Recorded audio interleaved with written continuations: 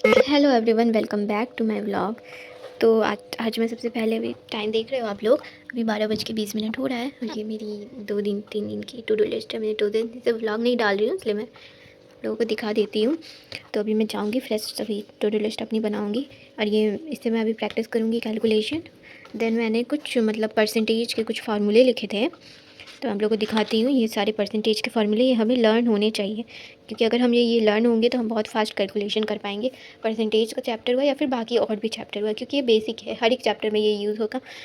तो ये सारी चीज़ें तो हमें पता ही होनी चाहिए। तो इसे मैं एक बार देखने वाली हूँ, क्योंकि सारी दिमाग में सब एक बार होना चाहिए, ये ज़रूरी होता है। तो पहले मैंने ये एक पेज पे लिख लिया है सारे इंपॉर्टेंट परसेंटेज के फार्मूले। और फिर बैंक के लिए इतना सारा ज़रूरी नहीं है, बैंक के लिए आप 20 तक भी याद कर लोगे तो आपके लिए ठीक रहेगा। लेकिन एसएससी के लिए आपको हर एक चैप्टर पढ़ना है, हर एक टॉपिक पढ़ना है, बहुत सारी सब कुछ पढ़ना है। तो उनके लिए तो आप लोगों को ये सब लर्न होना ही चाहिए। तो इससे मैं लर्न करूँगी, फिर उसके बाद मैं मैंने आप लोग जो मेरी वीडियो देखते होंगे उन्हें तो पता ही हो, क्योंकि मैं वोकैबलरी अपने नोट्स से कर रही हूँ।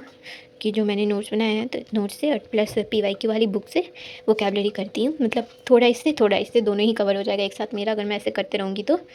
अभी मुझे 1 महीना लगेगा ये दोनों कंप्लीट करने में। फिर उसके बाद मैं इसको रिपीट करके रिवीजन करते रहूँगी। तो मैथ्स में मेरा ऐसा चल रहा है कि आप लोग देख सकते हो ये सब कवर हो चुका है, रेस और ट्रेन है, तो एक दिन के टॉपिक है, ये तो कवर हो ही जाएंगे। ज्योमेट्री में टाइम लगेगा, क्योंकि ज्योमेट्री बहुत बड़ा है, तो ये मैंने टिक लगा दूंगी, क्योंकि इस महीने का तो ये है ही।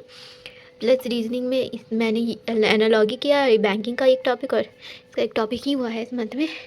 और जीके तो मैं लर्न कर रही हूँ, तो जीके का तो मैं ऐसे बना नहीं सकती, जितना मेरे से हो पाएगा मैं कवर करूँगी।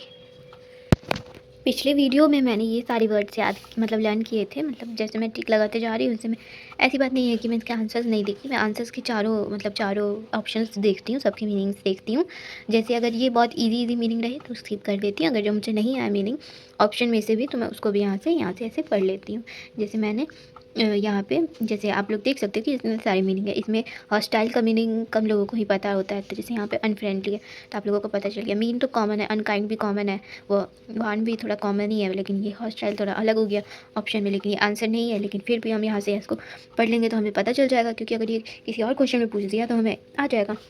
तो ये ऐसे मैं प्रीवियस ईयर के ना क्वेश्चन के PYQ में से बना रही हूँ, क्योंकि बैंक की भी तैयारी साथ में करनी है ना। तो मैं ब्लैक बुक करूँगी तो 2 घंटे तो लगेंगे ही उसको मुझे करने में दिन भर के, तो मैं इतना अभी टाइम नहीं दे सकती। और फिर मुझे वीडियो से ज़्यादा वोकैब ज़्यादा अच्छा समझ आता है एज़ कम्पेयर टू मैं खुद से पढ़ती हूँ। और ये वर्ड्स मुझे इसलिए समझ आ रही है क्योंकि मैं मैम की क्लास ले चुकी हूँ, मैम के नोट्स बना चुकी हूँ। तो वो भी मैं आप लोगों को दिखा देती हूँ मैंने कैसे नोट्स बनाए थे।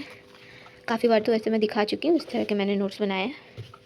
तो मैं वोकैबलरी ये 2 जगह से कर रही हूँ, कितना हो पाता है देखती हूँ, कितना क्वेश्चन बन जाते हैं एग्ज़ाम में। लेकिन फ़िलहाल तो इसमें PYQ है, तो उसमें तो सारा है ही, मतलब पिछला 10 साल के तो दिए ही हुए हैं सारे क्वेश्चंस।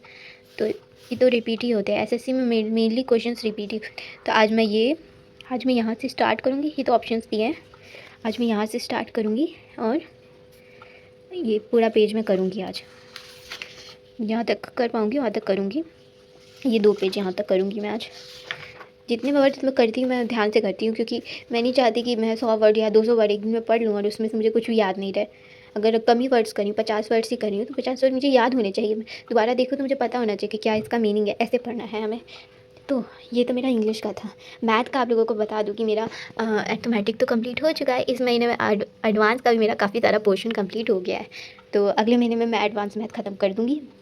और अर्थमेटिक मैंने रिवीजन स्टार्ट किया, तो अर्थमेटिक भी अगले महीने मुझे ख़त्म करना है। दो स्लॉट बनाऊंगी मैथ का, एक रिवीजन का और एक पढ़ने का। तो पढ़ने वाले टाइम पे पढ़ेंगे, रिवीजन वाले टाइम रिवीजन करेंगे। ऐसे क्या होगा, पुराना वाला भी रिवाइज होता रहेगा, नया वाला भी हम पढ़ते रहेंगे। और मार्च में एडवांस मैथ पूरा रिवाइज करूँगी। दैन अप्रैल और मई डबल रिवीजन, ट्रिपल रिवीजन। बस आप लोग देखो कि मैंने अगस्त में स्टार्ट किया था, अगस्त सितंबर अक्टूबर नवंबर दिसंबर जनवरी, 6 महीने हो चुके हैं। अभी मेरा 80% सिलेबस कंप्लीट हो चुका है, अभी 20% बचा है, तो वो नेक्स्ट मंथ में हो जाएगा। तो मतलब 7 महीने में मैंने एसएससी सीजीएल का मैथ का पूरा सिलेबस लगभग कर ही दिया है। तो कोई भी चीज़ इम्पॉसिबल नहीं होती, हम लोग कर सकते हैं। तो ये सब है ना। तो मैं आप लोगों को अपनी नोटबुक दिखाती हूँ मैं कैसे रिवीजन करी। और मैंने जो नोट्स बनाए थे उसको, तो ऐसी बात नहीं है कि आप सजा के नोट्स बनाओ, आप कैसे भी नोट्स बना सकते हो, लेकिन उस कॉपी को अच्छे से रखो जिस कॉपी में आपने लिखा है। मैं आप लोगों को दिखाती हूँ एक बार। जैसे कि आप लोग देख सकते हो कि मेरी ये नोट्स की कॉपी है। तो ये मेरी फर्स्ट कॉपी में मैंने ट्रिग्नोमेट्री लिखा था, ये मेरी सेकंड कॉपी है। लेकिन ट्रिग्नोमेट्री में अभी रिवाइज़ नहीं करूँगी, अभी मैं एडवांस मैथ पढ़ लूँगी, तो फिर उसके बाद ट्रिग्नोमेट्री फिर मैं दोबारा पढ़ लूँगी, उससे प्रैक्टिस कर लूँगी। तो मेरी पहली कॉपी है, तो आप लोग देख सकते हो कि इस कॉपी में मैंने ऐसे स्टिकी नोट पे लगा के चिपका दिया है कि इसमें मैंने कौन-कौन से यूनिट किए हैं, क्योंकि हर बार ऐसे-ऐसे खोल के हम नहीं देख सकते, दिक्कत होती है। अब ईज़ी रहेगा मुझको भी पढ़ने में, तो इसलिए मैंने इसमें शीट भी लिख दी है कि कौन-कौन सी शीट मैंने बनाई है। तो इसमें मैंने 4 और फिर इसको खोजने में भी दिक्कत होगी, तो इसलिए मैंने यहाँ पे भी स्टिकी नोट चिपका दिए।